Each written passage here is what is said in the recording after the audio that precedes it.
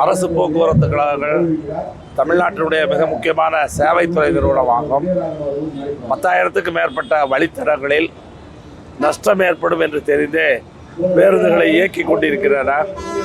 இதனால் ஏற்படக்கூடிய இழப்பை அரசு போக்குவரத்து கழகங்களுக்கு வழங்குவது கிடையாது.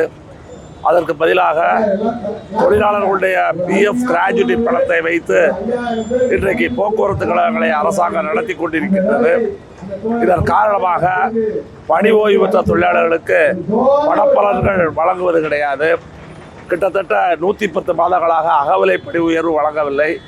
21 மாதங்களுக்கு மேலாக ரிட்டையர்டான தொழிலாளிகளுக்கு ஓய்வு கால பலன்கள் வழங்கவில்லை.